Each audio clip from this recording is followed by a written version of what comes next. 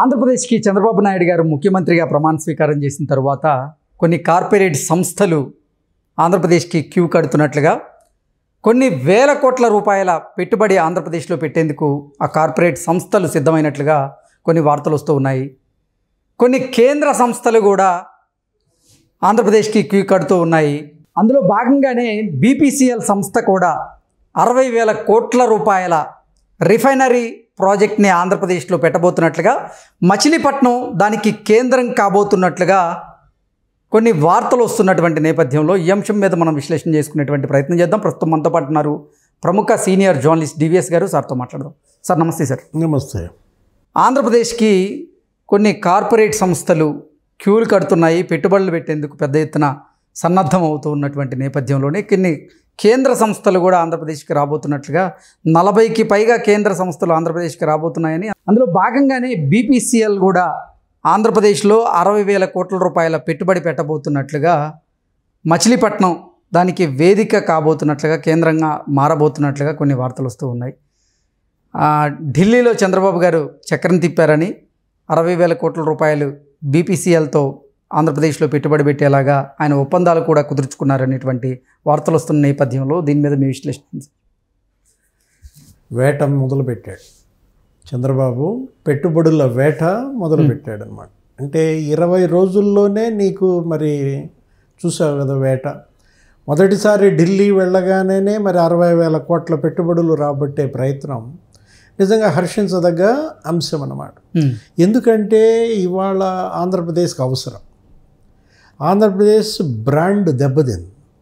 ఇలాంటి పరిస్థితుల్లో ఇంత పెద్ద సంస్థ కనుక ఆంధ్రప్రదేశ్కి పెట్టుబడులు పెట్టినట్లయితే నీకు జాతీయంగా అంతర్జాతీయంగా ఇన్వెస్టర్స్ అంతా ఆంధ్రప్రదేశ్ వైపు చూస్తారు. బీపీసీఎల్ ఇప్పుడు భారత్ పెట్రోలియం కార్పొరేషన్ లిమిటెడ్, ఇప్పుడు దానికోసం మరి బాగా పోటీ పడుతున్నారు. ఎవరెవరు?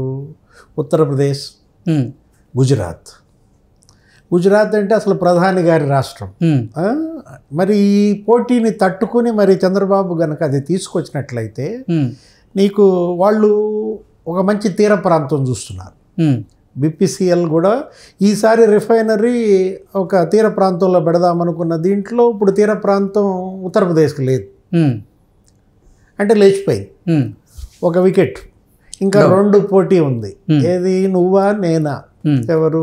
గుజరాత్, ఆంధ్రప్రదేశ్. మోడీ వర్సెస్ చంద్రబాబు. వీళ్ళిద్దరి మధ్య ఈ పోటీ మనం అప్పుడు కూడా చూసాం. ఇప్పుడు మోడీ 1.0లో కూడా గుజరాత్కి ఆయన పెట్టుబడులు రాబట్టడం కోసం అటు గత మాజీ ముఖ్యమంత్రిగా, ప్రధానిగా అసలు మోడీ ఆయన బ్రాండ్ తెలుసు కదా. ఇప్పుడు చంద్రబాబు రూపంలో ఆయనకి పోటీ ఎదురైంది. దేంట్లో అంటే ఈ పోటీని ఆహ్వానించాలి. 2 రాష్ట్రాలు బాగుపడే యత్నం, 2 రాష్ట్రాల్లో యువతకు ఉపాధి ఏర్పడే ప్రయత్నం. మోడీ కూడా దీన్ని ఆహ్వానిస్తాడు. ఎందుకంటే చంద్రబాబు రూపంలో పోటీ కనుక వచ్చినట్లయితే ఇప్పుడు బీపీసీఎల్ నీకు ఇప్పటివరకు 3 రిఫైనరీలు ఉన్నాయి. ఏంటి? దేశంలో ఎక్కడెక్కడ ఉన్నాయి? బీపీసీఎల్ నీకు కొచ్చిలో ఉంది, నెక్స్ట్ ముంబైలో ఉంది, మధ్యప్రదేశ్లో ఉంది. ఇప్పుడు ఇంకొక రిఫైనరీ పెట్టాలనుకుంటున్నారు. నీకు తెలుసు విభజన చట్టం, ఏది ఆంధ్రప్రదేశ్ పునర్విభజన చట్టంలో మనకిచ్చిన హామీల ప్రకారం పెట్రోలియం కాంప్లెక్స్ రావాలి. హామీ ఇచ్చారు. ఏది? కేంద్రం మీకు ఆంధ్రప్రదేశ్కి మేము పెట్రోలియం కాంప్లెక్స్ ఇస్తాం, పెట్రోలియం యూనివర్సిటీ పెడతాం, ఒక రిఫైనరీ ఇస్తామన్నారు. అంటే చట్టంలో ఉంది కదా. విభజన చట్టంలోని అంశాలే మరి మోడీ నెరవేర్చేది కూడా, కొత్తదేమీ కాదు. కేంద్రం ఇచ్చిన మాట ప్రకారం ఇప్పుడు ఆ రిఫైనరీ ఇవాళ ఆంధ్రప్రదేశ్కి దక్కిందంటే వేట. నేను అన్నాను కదా, వదిలిపెట్టాడు ఎవరు? చంద్రబాబు. నీకు తెలుసు ఏది కియా ఇండస్ట్రీ ఎలా సాధించాడో. అతను ఉన్నాడు కదా, అతను చెప్పాడు, ఆ పారిశ్రామికవేత్త. నీకు ఏమిటి? తమిళనాడు పారిశ్రామికవేత్త మన ఏమన్నాడు? అప్పుడు కూడా కియా ఇండస్ట్రీ కోసం తమిళనాడు పోటీ పడింది. గుజరాత్, తమిళనాడు వీళ్ళందరూ పోటీకి వచ్చినప్పుడు వాళ్ళంతా ఎంత ఇస్తారో అంతకన్నా నేను ఇంకొంచెం ఎక్కువే ఇస్తా అన్నాడు. ఈయన మర్యాదలు చేయటంలో మహాపురుషుడు. ఎవరు? చంద్రబాబు. పారిశ్రామికవేత్తలకు మర్యాదలు చేయటం కొంచెం అంటే ఏంటంటే వాళ్ళకి కావాల్సిన గౌరవం ఇస్తాడు. ఐఎస్బి నీకు తెలుసు, ఇండియన్ స్కూల్ ఆఫ్ బిజినెస్. అవును. అప్పుడు కూడా 5 రాష్ట్రాలు పోటీ పడ్డాయి దానికోసం. ఈయన ఉమ్మడి రాష్ట్ర ముఖ్యమంత్రిగా ఉన్నప్పుడు ఆ ఏఎస్బి కమిటీ హైదరాబాద్ వచ్చింది. వెంటనే మంత్రులను ఎయిర్పోర్ట్కి పంపాడు వాళ్ళకి వెల్కమ్ చెప్పమని. వాళ్ళు తీసుకొచ్చి చంద్రబాబు ఇంటికే తీసుకొచ్చారు, ముఖ్యమంత్రి నివాసానికి. వాళ్ళకి బ్రేక్ఫాస్ట్ ఈయనే సర్వ్ చేశాడు. మరి పారిశ్రామికవేత్తలు ముఖ్యమంత్రి ఏంటి మాకు బ్రేక్ఫాస్ట్ మాకు వడ్డించడం ఏంటని వాళ్ళు ఆశ్చర్యపోయారు. వాళ్ళు ఏదరిగితే అది రాయితీలు ఇస్తామన్నాడు. భూమి కానీ, నీకు విద్యుత్ కానీ, ప్రోత్సాహకాలు కానీ. వెంటనే హైదరాబాద్లో పెట్టేశారు. ఏది ఇండియన్ స్కూల్ ఆఫ్ బిజినెస్. ఇప్పుడు కూడా ఇదే, ఏది భారత్ పెట్రోలియం కార్పొరేషన్ లిమిటెడ్, ఇది బీపీసీఎల్. మధ్యప్రదేశ్లో ఏం చేశారు వాళ్ళు, ఆ 3వ రిఫైనరీ పెట్టారు కదా, వాళ్ళు 500 కోట్ల రుణం ఇచ్చారు. ఓకే. బీపీసీఎల్కి 500 కోట్ల రుణమును నీకు 15 ఏళ్ళు జిఎస్టీ మినహాయింపులు కూడా అన్నారు. 15 ఏళ్ళు జిఎస్టీ మినహాయిస్తామని సరే అక్కడ పెట్టేశారు. ఇప్పుడు ఈయన ఇంకో ఆకు ఎక్కువే చదువుతాడా? 500 బీపీసీఎల్కి ఇప్పుడు చంద్రబాబు గారు ఎటువంటి రాయితీలు ఇవ్వబోతున్నారు అంటే ఇప్పుడు ఇదే, ఏది అక్కడ 500 కోట్ల రుణం ఇచ్చారు, 15 ఏళ్ళు జిఎస్టీ మినహాయింపులు ఇచ్చారు. సరే నేనంతా ఇవ్వలేకపోయినా మీకు ఫైనాన్షియల్గా ఇవ్వను కానీ మీకు ల్యాండ్ పరంగా ఇస్తానంటాడు. ఇప్పుడు అక్కడ మచిలీపట్నం పోర్ట్ అంతా రెడీ అవుతుంది. వాళ్ళు ఎంత అడుగుతున్నారు? 2000 ఎకరాలు అడిగాడు బీపీసీఎల్. 2000 ఎకరాలు మీరు మరి ల్యాండ్ బ్యాంక్ మీరు చూపిస్తారా అంటే నేను మన బాలసౌరి ఉండి జనసేన ఎంపీ 2000 కర్మ ఇంకో 500 ఎక్స్ట్రా ఇస్తామన్నట్టుగా మా దగ్గర ఇంకా ఎక్కువ ల్యాండ్ ఉంది, మీకు మీరు వచ్చి చూసుకోవటమే తరువాయి అన్నారు. అంటే రేపో మాపో ఇప్పుడు బీపీసీఎల్ బృందం పర్యటించనుంది ఎక్కడ, మచిలీపట్నంలో. మచిలీపట్నంలో బీపీసీఎల్ బృందం కనుక వచ్చినట్టయితే కమిటీ వస్తుంది కదా, గన్నవరం ఎయిర్పోర్ట్కి మంత్రులను పంపుతాడు రిసీవింగ్కి. ఆ బీపీసీఎల్ కమిటీ వాళ్ళు వచ్చినప్పుడు మర్యాదలు చేస్తాడు, మళ్ళీ మామూలుగా వడ్డిస్తాడు. ఏది నీకు అంటే యువత ఉపాధి కోసం చంద్రబాబు ఏ విధమైనటువంటి రాజీ పడ్డాడు అన్నమాట. ఇవాళ అశాంతి ఏది ఆంధ్రప్రదేశ్లో నీకు 30 లక్షల మంది నిరుద్యోగులు అక్కడ నమోదై ఉన్న పరిస్థితి.